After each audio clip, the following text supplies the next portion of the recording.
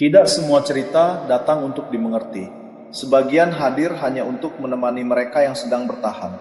Dengarkan pelan-pelan.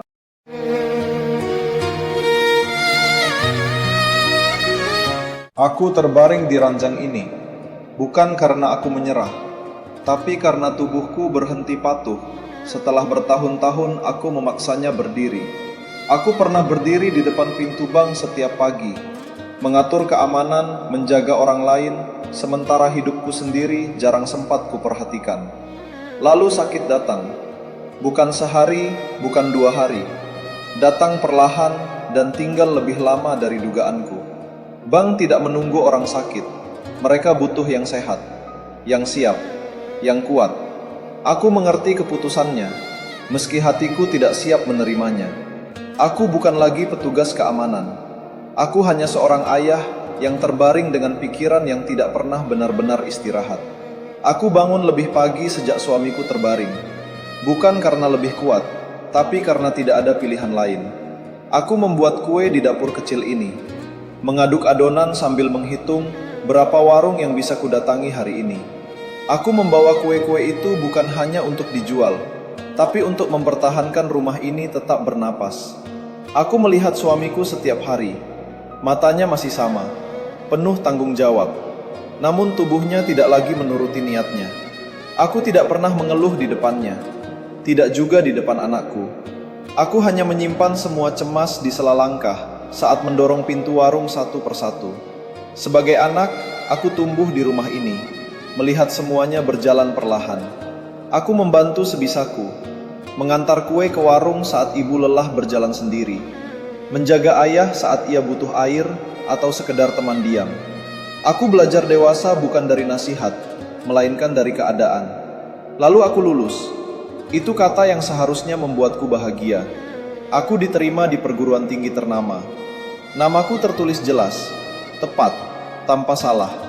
Namun kebahagiaan itu berhenti saat aku melihat wajah ibu dan ayah di rumah.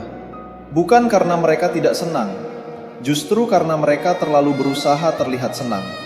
Waktu untuk mengonfirmasi kelulusanku tinggal beberapa hari. Jika tidak, aku dianggap mengundurkan diri.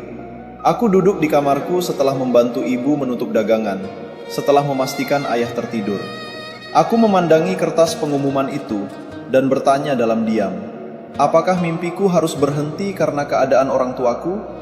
Hari-hari berjalan tanpa solusi. Ayah tetap terbaring, ibu tetap berjualan, aku tetap menunggu. Tidak ada pertengkaran, tidak ada tangisan keras, hanya sunyi yang semakin berat setiap hari mendekati batas waktu. Kami tidak meminta-minta, kami hanya diam dan berharap tanpa tahu kepada siapa. Suatu sore pintu rumah kami diketuk. Sepasang suami istri berdiri di depan, rapi, tenang, sopan. Mereka menyebut nama ayahku. Ayah menoleh dengan wajah bingung.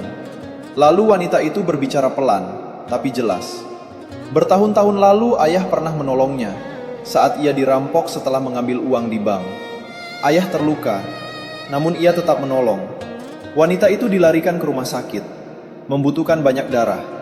Dan di saat genting itu darah ayah sama dan menyelamatkan nyawanya. Suami istri itu adalah dosen di kampus tempat aku diterima. Mereka tidak datang membawa kasihan, mereka datang membawa ingatan dan rasa hutang nyawa yang tidak pernah mereka lupakan. Mereka tahu keadaanku, mereka tahu batas waktu itu. Tanpa banyak kata mereka membantu dengan caranya sendiri, bukan dengan belas kasihan, tapi dengan tanggung jawab moral yang mereka pegang sendiri. Ayah hanya diam, matanya basah namun tidak jatuh. Ibu menunduk, tangannya bergetar, sambil terus mengucap terima kasih.